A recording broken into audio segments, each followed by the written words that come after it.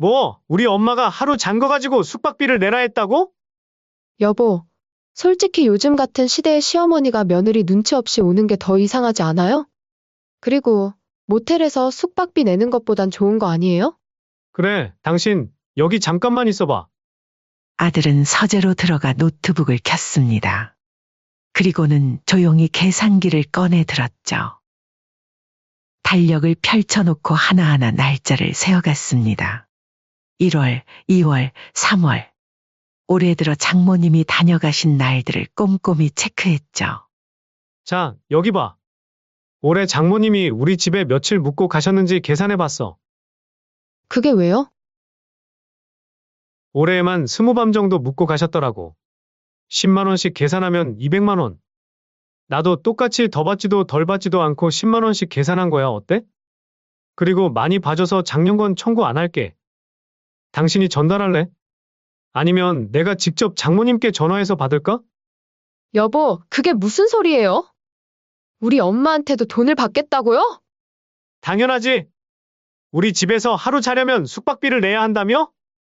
그럼 공평해야지, 안 그래? 그건 다르죠. 무슨 말을 하는 거예요? 대체 뭐가 다른 건데? 아들의 날카로운 질문에 며느리는 말문이 막혔습니다. 당신이 이게 말도 안 된다고 생각한다면 우리 엄마한테 했던 일도 똑같이 말이 안 되는 거야. 그리고 여보, 제발 우리 이러면 안 돼. 부모님은 한 번뿐이야. 우리가 이렇게 대하면 나중에 우리 아이도 우리한테 똑같이 할 거야. 한번 생각해봐. 당신이 우리 아들 집에 찾아갔는데 돈 내고 자라고 하면 기분 어떨 것 같아? 이번 사연의 주인공은 68세 김명자 씨입니다. 시골 장터에서 통닭집을 운영하며 살아가는 그녀의 하루는 늘 기름 냄새와 함께 시작되었죠. 새벽 5시, 명자 씨의 하루는 시장 도매상에서 신선한 닭을 받아오는 것으로 시작됩니다. 20년 넘게 이어온 일과였죠. 그녀는 늘 제일 먼저 시장에 도착했고, 도매상 아저씨는 명자 씨를 위해 가장 싱싱한 닭을 골라주곤 했습니다. 명자 씨, 오늘도 일찍 오셨네요. 이거 보세요. 오늘 들어온 닭이 참 실하네요.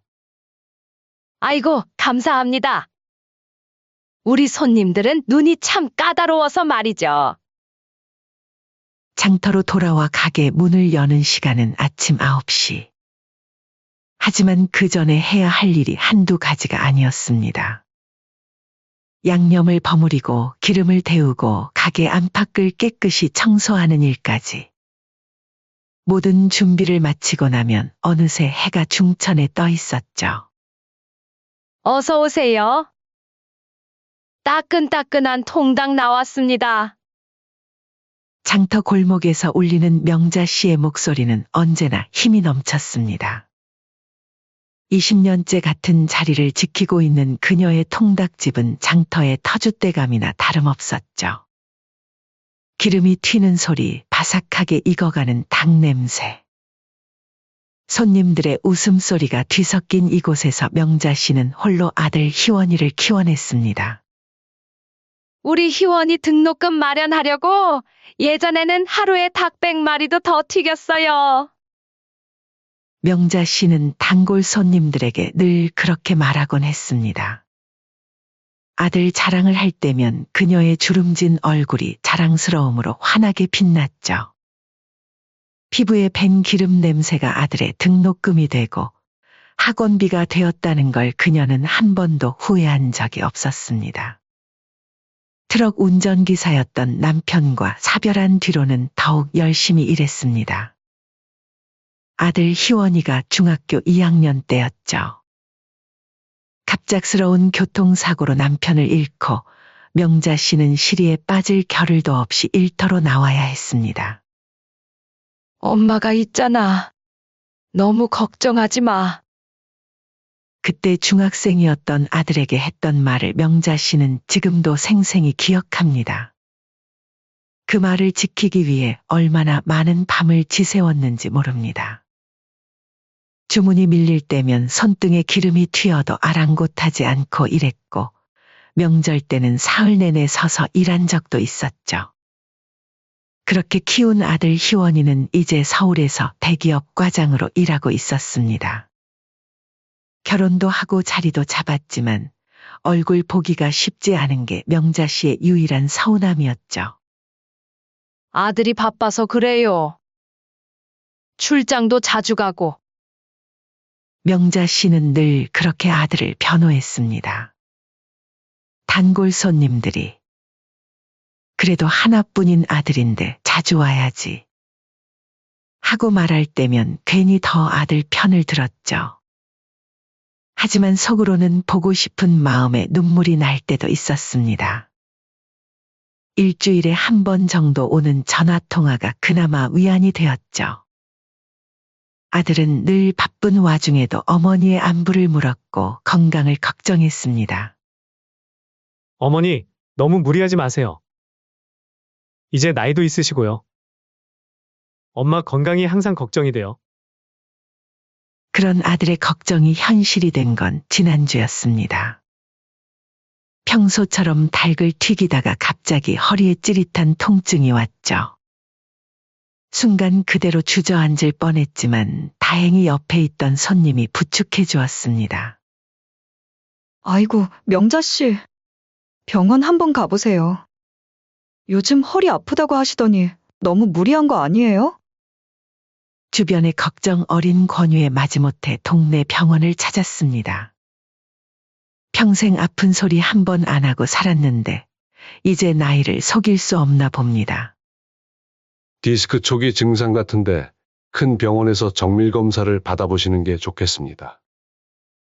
의사의 말에 명자 씨는 처음으로 두려움을 느꼈습니다. 혹시라도 큰 병이라도 되면 어쩌나 하는 걱정이 들었죠. 무엇보다 가게를 비울 수가 없었습니다. 망설이다가 결국 아들에게 전화를 걸었습니다. 평소에는 아들 걱정이 큰일 아니면 전화도 잘 안 하는 성격이었죠. 어머니, 제가 서울에 있는 대학병원에 예약 잡아드릴게요. 검사 받고 우리 집에서 하루 쉬다 가세요. 아들의 말에 명자 씨는 잠시 망설였습니다. 며느리와는 그다지 친하지 않았거든요. 결혼식 이후로 명절 때나 보는 사이였죠. 명절 때도 며느리는 늘 바쁘다며 금방 서둘러 친정으로 가버리곤 했습니다. 아니야. 며느리한테 패 끼칠까봐 부담되지 않겠니? 괜찮아요. 제가 출장 중이라 성우 엄마랑 성우만 있을 거예요. 장모님도 자주 주무시고 가시는데 어머니가 하루 정도 계시는 건 문제없어요. 아들의 말에 용기를 낸 명자 씨는 서울행 버스표를 예매했습니다. 가방에는 며느리 줄 선물도 바리바리 싸들고 갔습니다. 이거라도 가져가야 며느리 눈치 안 보이지. 버스에 오르면서도 명자 씨는 불안한 마음을 달랠 수가 없었습니다. 아들이 미리 얘기를 했다지만 며느리가 반갑게 맞아줄지 걱정이 되었죠. 창밖으로 스쳐 지나가는 풍경을 보며 명자 씨는 한숨을 내쉬었습니다. 우리 희원이가 얘기했다니까 괜찮겠지? 오랜만에 보는 도시의 풍경이 낯설었습니다. 높은 빌딩들 사이로 지나가는 버스 안에서 명자 씨는 문득 자신이 너무 시골 사람처럼 보이진 않을까 걱정되었습니다. 옷도 좀 더 신경 써서 입고 올 걸 그랬나 하는 생각도 들었죠. 그렇게 명자 씨는 서울로 향했습니다. 하지만 그녀는 알지 못했죠. 이번 방문이 그녀의 인생에서 가장 서글픈 하룻밤이 될 거라는 걸. 평생 잊지 못할 상처를 받게 될 거라는 걸 말입니다. 그렇게 찾아간 대학병원 정형외과 앞, 명자 씨는 긴장된 마음으로 의자에 앉아 있었습니다. 김명자님, 검사실로 들어오세요. 간호사의 호명을 받고 검사실로 들어가는 발걸음이 무거웠습니다. MRI 촬영부터 시작해서 여러 가지 검사가 이어졌죠. 낯선 기계 소리에 가슴이 쿵쾅거렸습니다. 좁은 기계 안에 누워있는 동안 명자 씨는 문득 아들 생각이 났습니다. 어머니, 허리 아프신 지는 얼마나 되셨어요? 아, 몇 달 정도는 된 것 같아요. 처음에는 별거 아닌 줄 알았는데 요즘 점점 심해지더라고요. 의사는 꼼꼼하게 검사 결과를 살펴보더니 고개를 끄덕였습니다. 컴퓨터 화면에 나타난 명자 씨의 척추 사진을 보며 설명을 시작했죠. 여기 보시면 디스크가 약간 돌출되어 있습니다. 다행히 수술까지는 필요 없으시고요. 물리치료와 약물치료로 관리하시면 될 것 같습니다. 다만 무리하시면 안 됩니다. 특히 오래 서 계시는 일은 피하셔야 해요. 명자 씨는 순간 눈앞이 캄캄해졌습니다. 통닭집 일을 어떻게 계속하나 하는 걱정이 밀려왔죠. 하루 종일 서서 일해야 하는데 그걸 못하면 가게는 어떻게 하나. 이런저런 걱정이 한꺼번에 밀려왔습니다. 일을 계속해도 될까요? 당분간은 쉬시는 게 좋겠습니다. 최소한 2주 정도는요. 의사의 말에 명자 씨의 어깨가 축 처졌습니다. 하지만 이내 마음을 다잡았죠. 알겠습니다, 선생님. 병원을 나서자 오후 4시가 다 되어갔습니다. 처방받은 약을 들고 약국에 들렀다가 나오니 하늘이 어두워지기 시작했죠. 아들 집으로 가는 길, 명자 씨는 택시 안에서 자꾸만 시계를 확인했습니다. 며느리가 어떤 표정으로 자신을 맞이할지 걱정되었죠. 택시 기사님과 이런저런 이야기를 나누면서 마음을 달랬습니다. 시골에서 올라왔다는 말에 기사님도 관심을 보였죠. 아이고, 멀리서 오셨네요. 자제분 댁에 가시나 봐요. 네. 아들 집에 가는 길이에요. 좋으시겠어요. 요즘은 자식들은 부모가 집에 오는 거 싫어한다던데. 저도 저번에 아들 집에 갔는데 며느리가 어찌나 눈치를 주던지. 불편해서 나와버렸다니까요. 기사님의 말에 명자 씨는 쓴웃음을 지었습니다. 서울 시내를 지나는 동안 고층 빌딩들이 창밖으로 스쳐 지나갔죠. 여기서 세워주세요. 아파트 단지 앞에 내린 명자 씨는 잠시 망설였습니다. 현관에 들어서기 전 가방에서 며느리 줄 선물을 꺼내보았죠. 1205호. 초인종을 누르는 손가락이 떨렸습니다. 잠시 후 문이 열리고 며느리가 나타났죠. 평소 보던 모습 그대로였지만 왠지 더 차가워 보였습니다. 어머님, 오셨어요? 병원 갔다 오셨다면서요? 며느리의 목소리는 생각보다 차가웠습니다. 명자 씨는 억지로 미소를 지으며 말했습니다. 그래, 병원에서 이것저것 검사하느라 오래 걸렸네. 들어오세요. 며느리는 시계를 힐끔거리며 현관문을 열어주었습니다. 집 안으로 들어서는 순간 어색한 기류가 감돌았죠. 명자 씨는 조심스럽게 선물을 내밀었습니다. 요즘 집안일 하느라 많이 힘들지? 보약 좀 다려왔다. 그리고 이건 이번에 갓 담근 김치야. 반찬 해 먹기 힘들지? 아, 네, 감사합니다. 며느리는 무심한 듯 선물을 받아들었습니다. 그리고는 부엌 한켠에 대충 올려두었죠. 거실에 앉아 있는데 며느리가 조심스럽게 말을 꺼냈습니다. 뭔가 할 말이 있는 듯 어색하게 서 있더니 드디어 입을 열었죠. 어머님, 응, 왜 그러니? 혹시 오늘 주무시고 가실 건가요? 다른 게 아니고 요즘 모텔도 10만 원이면 괜찮은 데서 묵을 수 있잖아요? 순간 명자 씨는 귀를 의심했습니다. 며느리의 말뜻을 제대로 이해하지 못했죠. 뭔가 잘못 들은 게 아닐까 하는 생각이 들었습니다. 그러니까 어머님이 우리 집에서 하루 주무시더라도 똑같이 10만 원만 내시면 될 것 같아요. 망치로 머리를 한 대 맞은 것 같았습니다. 명자 씨는 자신의 귀를 의심했죠. 방금 며느리가 한 말이 현실이라는 게 믿기지 않았습니다. 뭐라고? 요즘은 서로의 공간이 중요한 시대잖아요. 어머님도 불편하지 않으시게 정당한 비용을 지불하고 주무시는 게 맞다고 생각해요. 며느리의 말에 명자 씨는 그 자리에 얼어붙었습니다. 그러니까 너 말은 여기서 자고 가려면 돈을 내야 한다고? 네, 계산은 깔끔한 게 좋죠, 어머니. 이렇게라도 안 하면 요즘 시어머니들은 너무 편하게 생각하고 자주 오려고 하잖아요. 그리고 요즘 시대가 시대인지라 생활비도 빠듯하고 그냥 편하게 자식 용돈 준다 생각하세요. 가슴 한켠이 무너져 내리는 것 같았습니다. 이 집을 마련할 때도 보태주려고 기름 냄새를 뒤집어 쓴 날들이 떠올랐죠. 밤늦게까지 일하며 모은 돈으로 아들 결혼식 때 예단도 넉넉히 해주었던 기억도 스쳐갔습니다. 그때 며느리는 얼마나 좋아했었는지. 목구멍까지 서러움이 차올랐지만 아들 내외의 관계를 생각해서 꾹 누르며 명자 씨는 떨리는 목소리로 말했습니다. 조금 당황스럽긴 하구나.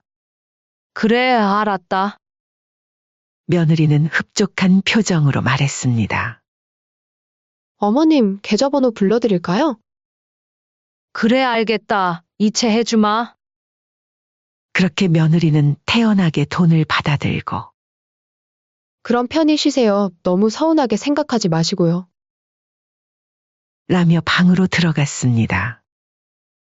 마치 호텔 직원이 손님을 대하듯 사무적인 말투였죠. 그 모습을 보며 명자 씨는 문득 자신이 이 집에서 완전한 타인이 되어버린 것 같다는 생각이 들었습니다. 그날 밤 명자 씨는 불 꺼진 천장을 바라보며 눈물을 훔쳤습니다. 며느리가 내어준 이불은 푹신했지만 가슴 한켠이 무겁게 짓눌렸죠. 아무리 좋은 이불을 깔아줘도 이곳은 이제 더 이상 아들의 집이 아닌 것만 같았습니다. 내가 대체 뭘 잘못 살았길래 이런 취급을 받아야 하나. 아들을 키우며 고생했던 날들이 하나둘 떠올랐습니다. 남편 없이 홀로 키운 아들이었기에 더 애틋했던 마음, 힘들 때마다 아들 얼굴 떠올리며 버텨온 세월. 그 모든 것이 한순간에 무너지는 것 같았죠. 옆방에서는 TV 소리가 들려왔습니다. 며느리는 평소처럼 드라마를 보는 모양이었죠. 그 무심한 일상이 더욱 서글프게 느껴졌습니다. 아마도 며느리에게 이 10만 원은 그저 하룻밤 숙박비에 불과했겠지만 명자 씨에게는 평생 잊지 못할 상처가 되어버렸습니다. 잠을 이루지 못하고 뒤척이다 명자 씨는 휴대폰을 꺼냈습니다. 아들에게 전화라도 하고 싶었지만 차마 손가락이 움직이지 않았죠. 아들이 걱정할까봐 또 며느리와의 관계가 더 어려워질까봐 차마 말할 수가 없었습니다. 시계는 자정을 향해 갔지만 명자 씨의 눈은 더욱 또렷해졌습니다. 창밖으로 보이는 서울의 밤거리가 낯설게만 느껴졌죠. 며칠 후 출장에서 돌아온 희원은 피곤한 몸을 이끌고 집으로 들어섰습니다. 3일간의 지방 출장은 그를 지치게 했지만 어머니 생각에 발걸음을 서둘렀죠. 여보, 나왔어. 잘 있었지? 집에 들어서자 며느리가 반겨주었습니다. 평소와 다름없는 일상적인 모습이었죠. 어머니는 검사 잘 받고 가셨어요? 네, 잘 다녀가셨어요. 전화 한번 드려야겠다. 편하게 쉬다 가셨어야 했을 텐데. 며느리의 대답은 담담했습니다. 마치 아무 일도 없었다는 듯한 태도였죠. 희원은 피곤한 몸을 이끌고 샤워를 마친 뒤 어머니에게 전화를 걸었습니다. 엄마, 검사 잘 받았어요? 의사가 뭐래요? 큰 이상은 없다더라. 다행이지 뭐. 어머니의 목소리가 어딘가 기운이 없어 보였습니다. 평소의 활기찬 목소리가 아니었죠. 희원은 순간 뭔가 이상하다는 느낌을 받았습니다. 엄마, 목소리가 왜 그래? 무슨 일 있었어요? 아니, 괜찮아. 그냥 요즘 장사가 안 돼서 그래. 어머니의 변명이 썩 진실되게 들리지 않았습니다. 하지만 더 이상 캐묻지는 않았죠. 통화를 마친 후 아들은 휴대폰으로 카드 내역을 확인하기 시작했습니다. 출장 중에 사용한 경비를 정리하려는 참이었죠. 그때였습니다. 이상한 내역 하나가 눈에 들어왔습니다. 어머니의 계좌에서 며느리 계좌로 10만 원 이체. 이체 메모는 숙박비라고 적혀 있었던 거죠. 순간 희원의 손이 멈췄습니다. 숙박비라니? 누구의 숙박비? 뇌리를 스치는 불길한 예감에 아들 희원이의 얼굴이 굳어졌습니다. 숙박비? 이게 대체 뭐지? 불안한 마음에 희원은 거실로 나가 며느리에게 물었습니다. 여보, 이거 뭐야? 뭐가요? 어머니 계좌에서 당신 계좌로 10만 원 들어온 거 말이야. 숙박비? 아, 그거요? 사실 어머님이 숙박비 명목으로 용돈 주신 거예요. 며느리의 태연한 대답에 희원은 순간 귀를 의심했습니다. 마치 지극히 당연한 일을 말하는 것처럼 들렸죠.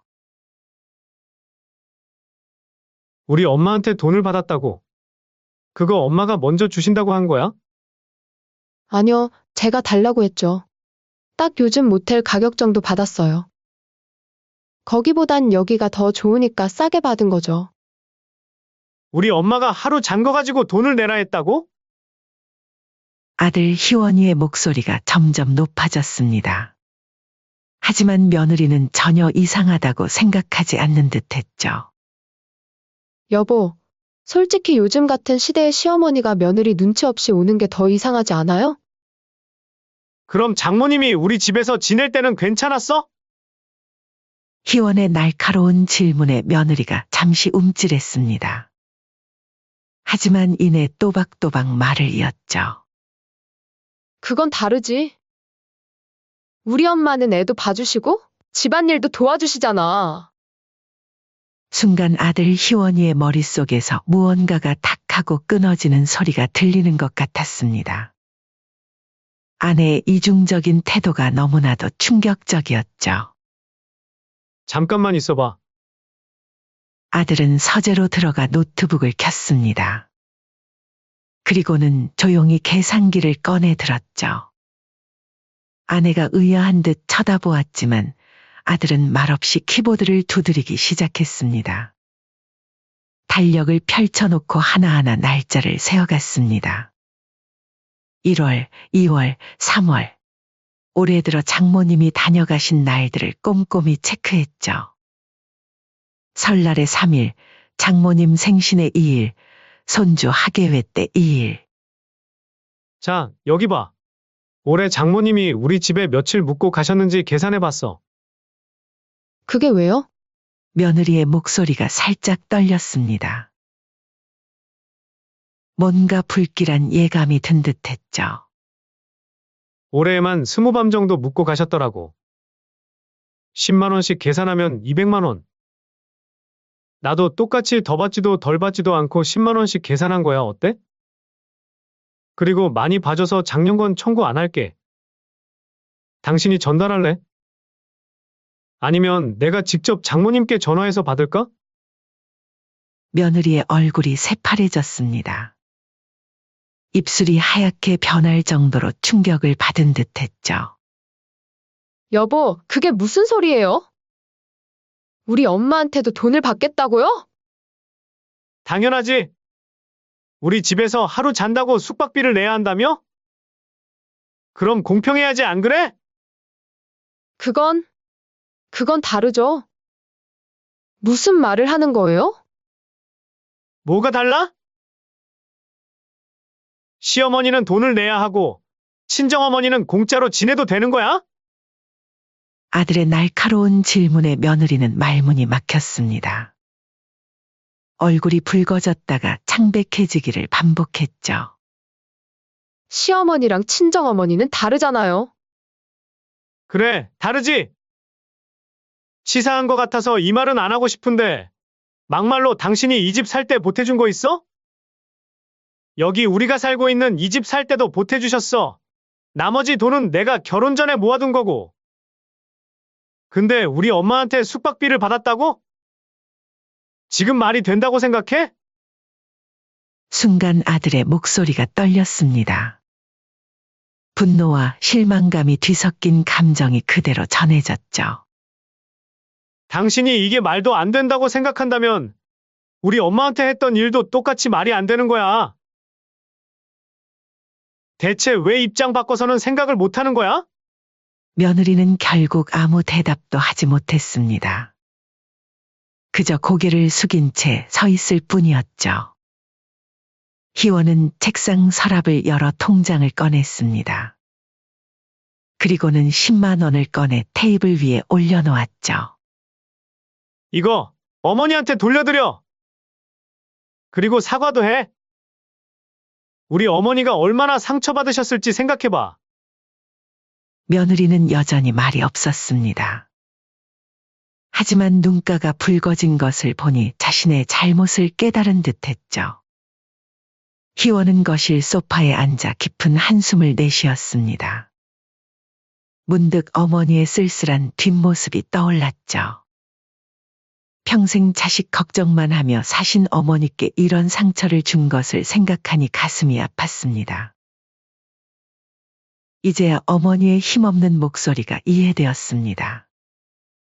자식 집에서 숙박비를 내고 잤다는 서러움을 혼자 사귀고 계셨던 거죠. 엄마한테 어떻게 이럴 수가. 아들 희원이는 휴대폰을 들어 어머니께 전화를 걸었습니다. 하지만 이내 다시 내려놓았죠. 먼저 아내와 이야기를 더 나눠야 할 것 같았습니다. 여보, 우리 이러면 안 돼. 부모님은 한 번뿐이야. 우리가 이렇게 대하면 나중에 우리 아이도 우리한테 똑같이 할 거야. 한번 생각해봐. 당신이 우리 아들 집에 찾아갔는데 돈 내고 자라고 하면 기분 어떨 것 같아? 며느리의 눈에서 눈물이 흘러내렸습니다. 뒤늦게 깨달은 잘못에 대한 후회의 눈물이었을까요? 며칠 후 며느리는 어색한 말투로 명자 씨에게 전화를 걸었습니다. 어머님, 죄송해요. 다음부터는 그냥 집에서 주무세요. 제가 생각이 좀 짧았던 것 같아요. 저는 단지 너무 편하게만 있으시면 자주 찾아오셔서 불편해질까봐 그랬던 거였어요. 전화기 너머로 들려오는 며느리의 사과에 명자 씨는 잠시 말을 잊었습니다. 눈가에 맺히는 눈물을 훔치며 작은 목소리로 대답했죠. 그래, 알겠다. 그런데 며느라, 나도 너한테 부담을 주기 싫어서 그동안 찾아가고 싶어도 최대한 자제했다. 나는 시어머니 모시고 시집살이도 해봐서 무슨 마음인지는 이해를 해. 그래도 지켜야 할 어느 정도의 선은 있다고 생각한단다. 명자 씨는 이미 며느리에게 큰 실망을 했지만 한편으로는 아들의 마음을 깊이 위로했습니다. 그래도 내 아들은 부모를 저버리지 않았구나. 이렇게라도 깨닫게 됐으니 다행이다. 그렇게 김명자 씨는 한바탕 소동 끝에 가족 내 서열이 정리되었음을 실감했습니다. 비록 쓰라린 경험이었지만 이를 통해 아들의 진심을 확인할 수 있었다는 것에 위안을 삼았죠. 며느리의 사과 전화를 받은 후 명자 씨는 한동안 멍하니 휴대폰만 바라보았습니다. 허리가 아파 잠시 쉬라는 의사의 말도 있었지만 그녀는 다시 일터로 나왔죠. 기름 튀기는 소리와 닭 굽는 냄새 속에서 마음을 달래려 했습니다. 아이고, 명자 씨. 그래도 좀 쉬지. 허리 아프다면서? 단골 손님들의 걱정 어린 말에도 명자 씨는 그저 웃음으로 응대할 뿐이었습니다. 일이라도 해야 마음이 편했죠. 그렇게 며칠이 지났을까요? 어머니, 낯익은 목소리에 고개를 들어보니 아들 희원이 가게 앞에 서 있었습니다. 예고도 없이 불쑥 찾아온 아들의 모습에 명자 씨는 놀랐죠. 어머니, 왜 이러고 계세요? 의사 선생님이 쉬라고 하셨다면서요? 아이고, 웬일이야. 여기까지 다 오고. 안 그래도 저번에 얼굴 못 봐서 아쉬웠는데 시간이 좀 나서 깜짝 놀래켜드리려고 찾아왔죠. 명자 씨는 급히 손을 닦으며 아들 앞으로 다가갔습니다. 아들은 어머니의 손을 잡아 끌며 가게 안쪽에 의자로 모셨죠. 어머니, 우리 이야기 좀 해요. 희원의 눈빛은 진지했습니다. 명자 씨는 순간 며느리의 전화가 떠올랐죠. 그날. 정말 죄송해요. 제가 없는 사이에 그런 일이 벌어질 줄이야. 희원이는 고개를 푹 숙였습니다. 어머니께 받은 상처가 얼마나 컸을지 생각하니 가슴이 아팠죠. 아니야. 며느리가 이미 사과했어. 그럼 된 거 아니니? 그래도 이건 아니죠. 어머니가 우리 집에서 주무시는데 숙박비를 받다니?